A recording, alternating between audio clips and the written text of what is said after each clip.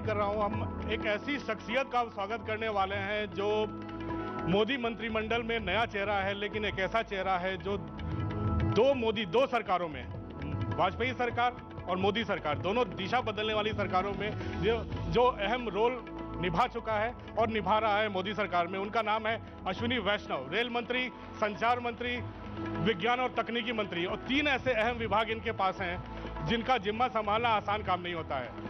Man with action, बोलते कम है, मुश्किल से तैयार हुए यहाँ आने के लिए, लेकिन आप सुनना चाहेंगे रेल में रिफॉर्म कैसे हो रहा है, एकाएक ट्विटर जैसी तमाम सोशल मीडिया की चीजें शांत कैसे होंगे। अश्विनी, स्वागत है आपका ऊपर मंच पे।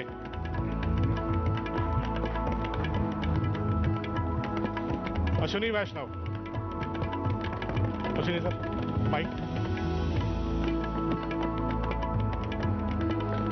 नमस्कार।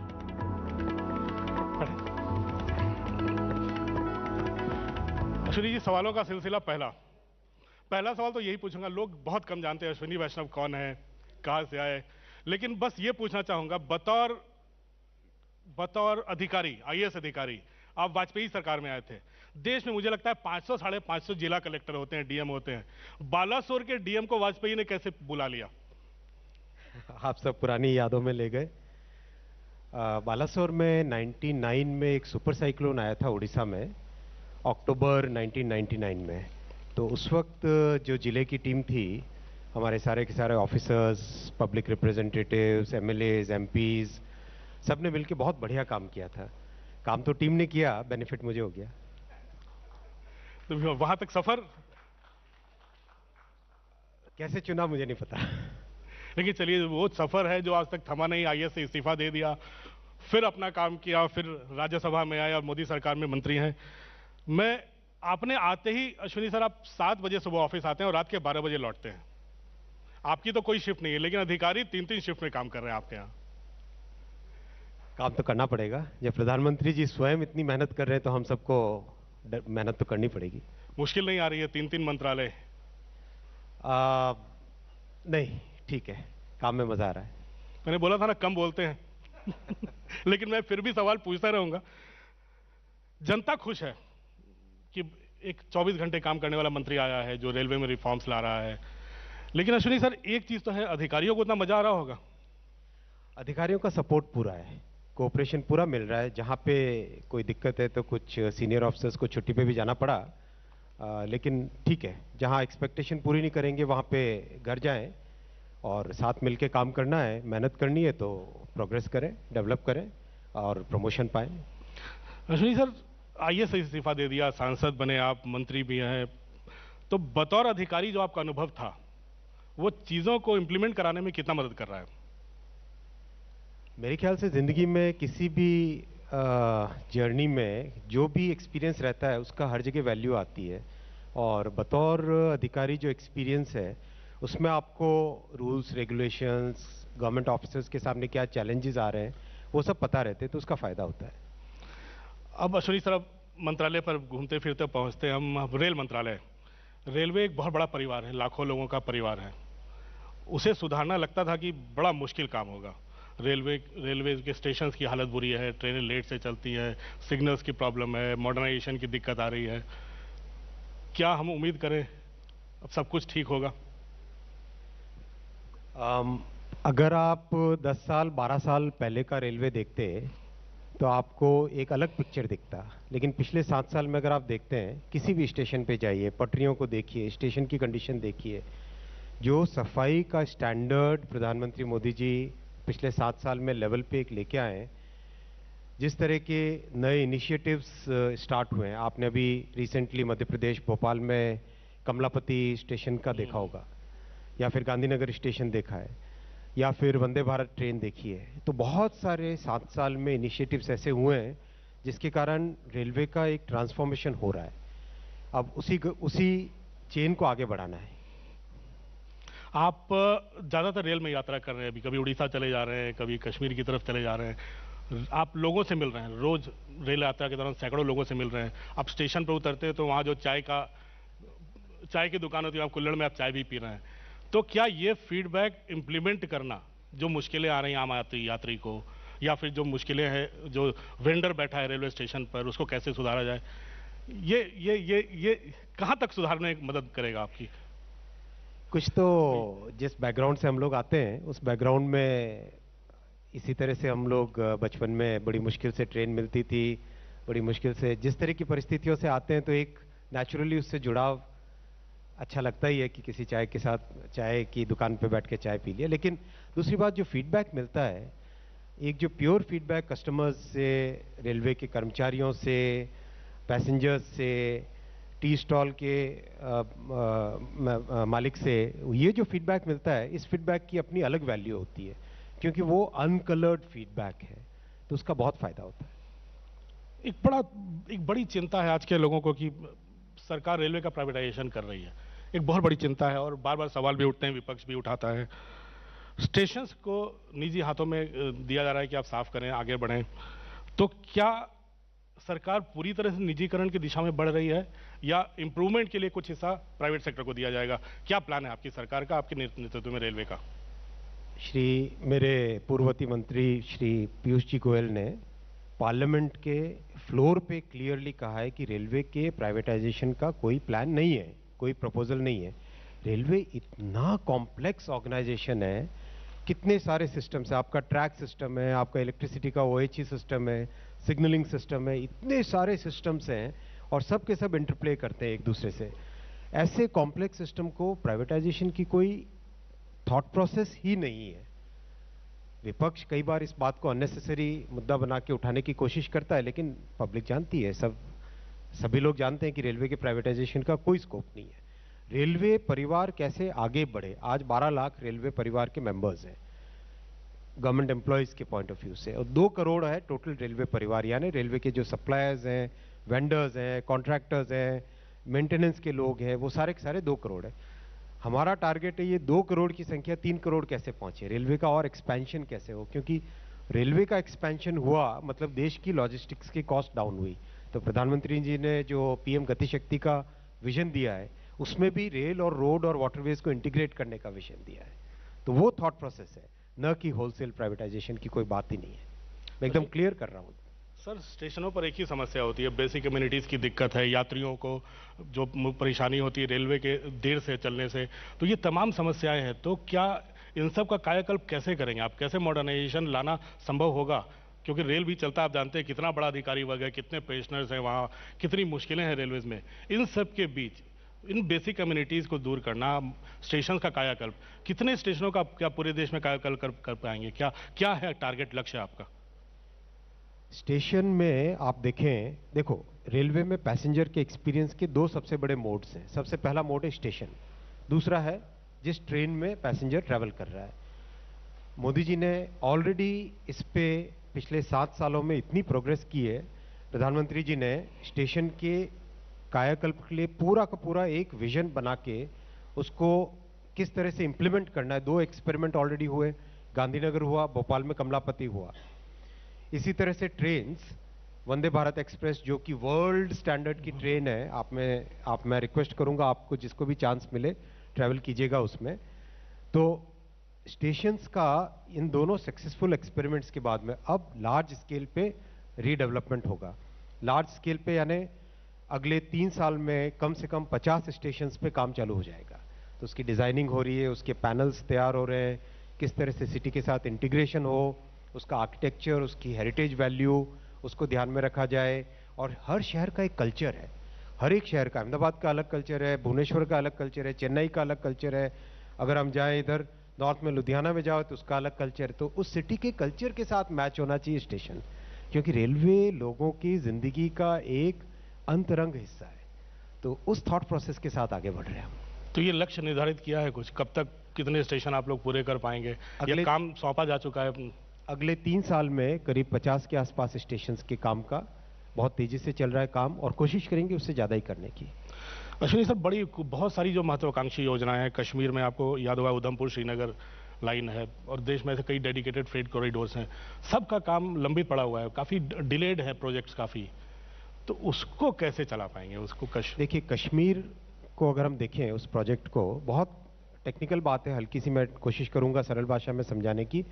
हिमालयाज का जो जियोलॉजिकल स्ट्रक्चर है, वो ऐसा स्ट्रक्चर है कि जब आप टनल खोलने जा रहे हैं उसके अंदर, तो कभी भी पहाड़ नीचे धंस जाता है।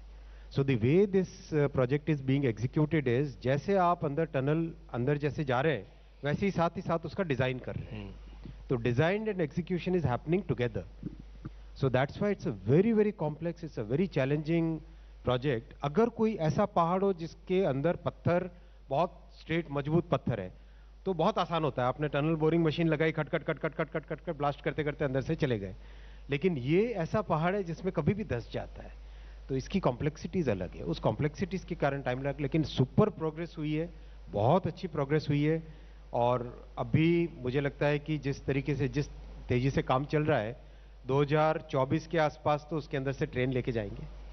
अश्विनी सर, कुछ लोगों को पता चला कि आप हमारे साथ बात करने वाले हैं, तो कई बच्चों के प्रश्न आए हैं मेरे साथ, व्हाट्सएप पे भी आया है कि ये ग्रुप डी की परीक्षाओं को पूरे देश में बहुत ज़्यादा परीक्षार्थी इंतजार कर रहे हैं, तो क्या प्लान है आपकी रेलवेज का? क्या उनको इंतजार लंबा खींचना है उनका? नहीं, इसमें देखिए, बहुत अच्छा प्रश्न पूछा है, थैंक यू, आपने ये प्रश्न पूछा।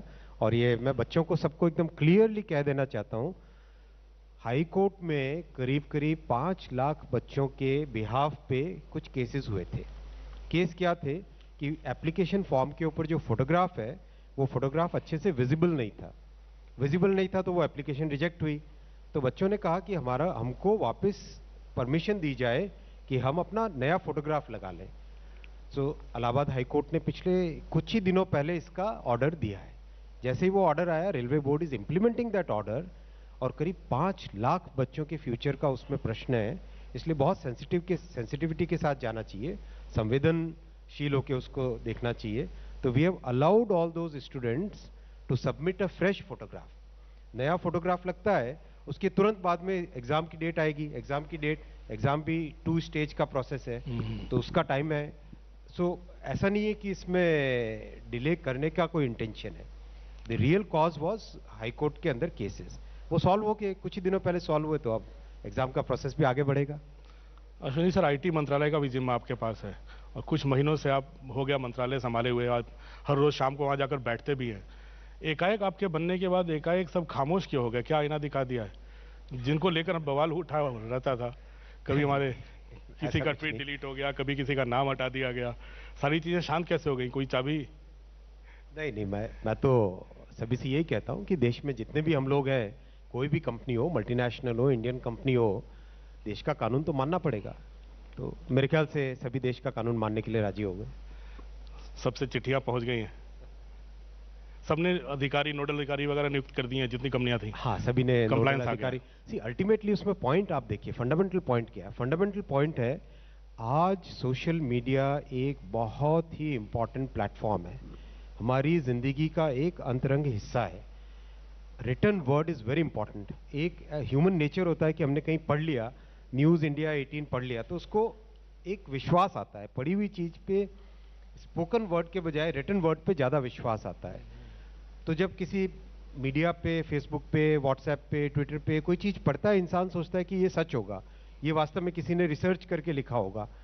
तो उस कंटेंट की जिम्मेदारी कौन ले, उसकी रिलायबिलिटी पे कौन चेक करे? दैट्स द फंडामेंटल पॉइंट, जिससे कि अल्टीमेटली सोशल मीडिया में और यूजर्स के अंदर ट्रस्ट डेवलप होना चाहिए। वो ट्रस्ट तभी डेवलप होगा जब कोई ना कोई उस कंटेंट की जिम्मेदारी लेगा। तो overall the industry has to move towards a scenario in which industry and the users they come to the common understanding, और कंटेंट के ऊपर कोई ना कोई जिम्मेदारी ले कि हाँ ये मैंने लिखा है, ये सही लिखा है। वो पॉइंट है, असली पॉइंट वो है। अश्विनी सर, 5G का भी ट्रायल शुरू हो चुका है देश में, कई कंपनियां ट्रायल कर भी रही हैं। कब तक रोल आउट करेंगे आप लोग? क्या प्लान क्या है आपके टेलीकॉम मंत्रालय का? और दूसरा, क्या ये पूरे देश में एक साथ होगा या किस्तों में करेंगे? 5G एक पाथ ब्रेकिंग टेक्नोलॉजी है, पूरा टेक्नोलॉजिकल जंप है। 5G आते ही आपकी नेटवर्क की स्पीड, डेटा की क्वालिटी, डाउनलोड और अपलोड दोनों की स्पीड, दोनों में बहुत ज़्यादा फर्क आएगा। 5G टेक्नोलॉजी को लाने के लिए सबसे बड़ा महत्वपूर्ण पॉइंट ये है कि हम कब तक विदेशी दूसरी कंपनियों के ऊपर, दुनिया भर में दूसरी कंपनियों के ऊपर निर्भर रहेंगे। तो प्रधानमंत्री जी ने ये विजन दिया कि 5G हमारा खुद का डेवलप होना ही चाहिए, भारत में डेवलप हो के फिर दुनिया भर में भारत की कंपनी का डेवलप किया हुआ, हिंदुस्तान का डेवलप किया हुआ 5G चले। ये विजन है, इस विजन के साथ हम लोग चल रहे हैं।